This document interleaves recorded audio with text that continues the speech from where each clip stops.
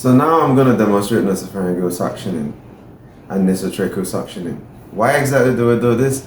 We actually do this in order to remove secretion buildup in the neonate or the infant, the newborn. However, prior to us doing this, it is important for us to understand that we may need to encourage the parents of the child or the newborn or the infant to actually room in with us while the skill is being done. This is actually going to help promote comfort, and this is also going to help get the cooperation of the child in question. Also, we would want to elevate the bed to about 30 to also actually help to facilitate this skill. And last but not the least, it is important that whenever we perform this skill, again, remember that by the time we start suctioning this baby, we're going to be compromising the baby's ability to breathe normally. So it's important for us to ensure that we have a pulse oximeter machine connected to the baby's foot in order to constantly monitor for oxygenation and keep an eye on that. We also need to actually have oxygen therapy in place ongoing. We may have to hyper-oxygenate the baby prior to we actually performing the suctioning. And periodically in between every suctioning episode, we actually would also want to go ahead and hyper-oxygenate the baby. So these are some of the things we actually want to keep in mind. It's always good for us to check for patency of the nails.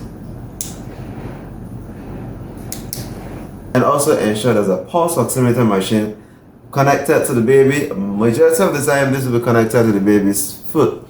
In other words, you want to constantly monitor the baby's oxygen saturation level throughout the duration of the skill. You also want to ensure that there's oxygen therapy available, and we would have to hyper-oxygenate. In some cases, we will need to hyper-oxygenate the baby prior to we actually performing the skill. So now I'm going to wash my hands. Now I'm going to make sure my suction machine is working properly by putting it on and testing it out before I actually start the procedure. And it's working.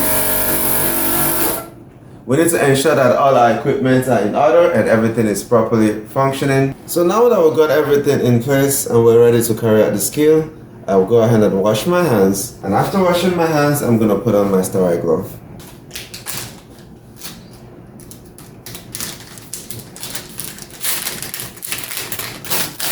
So after putting on my sterile gloves, I identify my clean hand and my dirty hand. And my dirty hand is the one I'm going to use to remove the oxygen mask for when I'm about to actually perform the suctioning. And however, right now, I would actually grasp my suction catheter, ensuring that you have the right size for the baby. You want to ensure that the circumference or the thickness of the suction catheter is about 1/3 the size of the patient nostril. Okay, so you always want to make sure that that's what you're using. Now, the first thing I'm going to do right now, remember both arms are still sterile, would be to measure the neck. And if you're doing nasopharyngeal suctioning, it will be from the tip of the nose all the way to the lower end of the earlobe. So after making your measurements, you want to note exactly where it is, because if you notice, the suction catheters is actually calibrated with numbers. So now I'm going to hold up to this, then I'm going to connect this with my suction tubing. I'm going to put my suction machine on.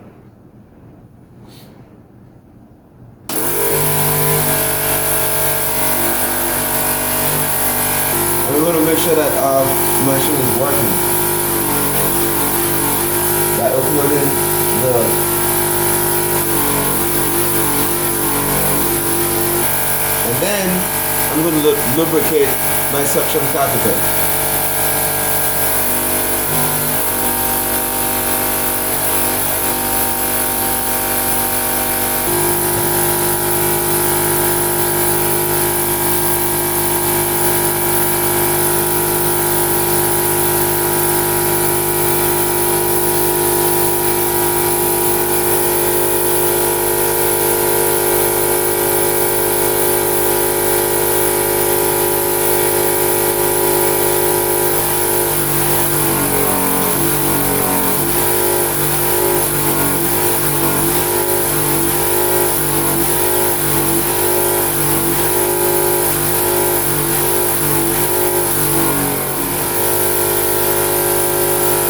And then we'll place back the oxygen therapy.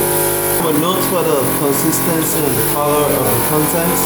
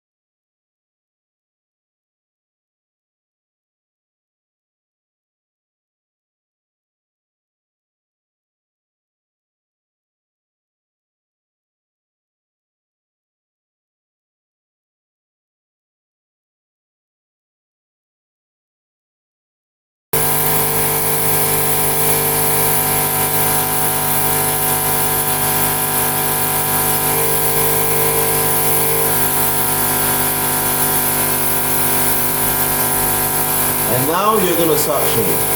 Now you're going to open the suction catheter, the suction port.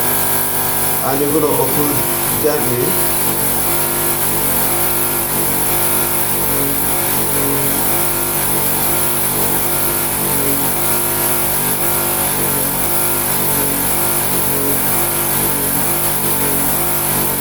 And that's how you suction.